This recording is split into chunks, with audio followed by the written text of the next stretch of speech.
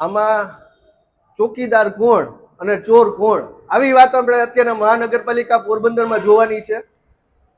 નાના નાના વેપારીઓ કે જે પોરબંદરની મેઇન બજારોમાં પોતાના નાના નાના ધંધા લઈને બેઠા છે, આવા દુકાનોની બહાર જ્યારે કોઈ બાળકથી ભૂલથી વેફરનું પેકેટ પડી ગયું હોય અથવા કોઈ કચરો પડી ગયો હોય ત્યારે મસ્ત મોટા 500, 700, 1000ના દંડ લેવામાં આવે છે મહાનગરપાલિકા દ્વારા. ખૂબ જ સારી વાત છે, અમે તાળીઓ પાડીએ.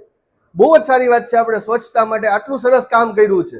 પણ પણ પણ પણ ચોકીદાર જ ચોરી કરે એનું શું? આ ચોકીદાર તમે જુઓ છો, આ નગરપાલિકા, આ મહાનગરપાલિકાની હાલત. અહીંયા તમારી સામે દેખાય છે આ ફાકીના કટકા, આ કપ, આ દરેક વસ્તુઓ. અને ખાસ તો જોવાનું એ કે અહીંયા આવડી મોટી સાઇનબોર્ડ મારેલું છે, અહીં થૂકવું નહીં, કચરા ન નાખવો, 1000 રૂપિયાનો ફાઇન છે. કોને ફાઇન કર્યો અત્યાર સુધી? કોણ એવો વ્યક્તિ છે કે જેને આને ફાઇન કર્યો છે? અત્યારના એક જ વસ્તુની માંગ છે કે હાલને હાલ જ, જ્યાં સુધી આના માટે ફાઇન નહીં થાય ત્યાં સુધી અમે અહીંયાથી હલવાના નથી. અને આમ આદમી પાર્ટી દ્વારા અમે અહીંયા ધરણામાં અત્યારથી જ બેસીએ છીએ. જ્યાં સુધી આનો કોઈ પણ રસ્તો ના આવે ત્યાં સુધી અમે અહીંયા બેસી, અને જ્યાં સુધી આનો ફાઇન ન થાય, જ્યાં સુધી આને સફાઈ ન થાય ત્યાં સુધી અમે અહીં બેસી અને ધરણા કરવાના છીએ.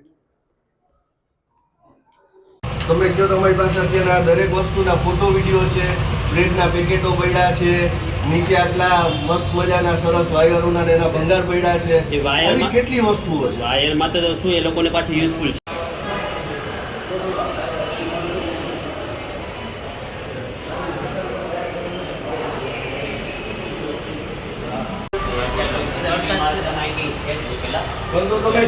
તમે ત્યારે વેપારીએ કચરો કર્યો એવું કઈ રીતે નક્કી કરો? એની બારે સીસીટીવી નથી હોતા.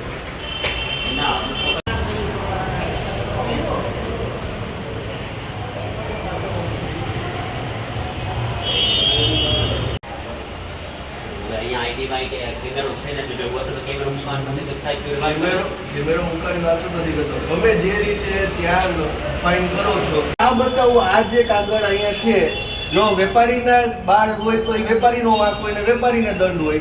નગરપાલિકામાં અંદર છે તો નગરપાલિકાને કે નગરપાલિકાના અધિકારીને દંડ.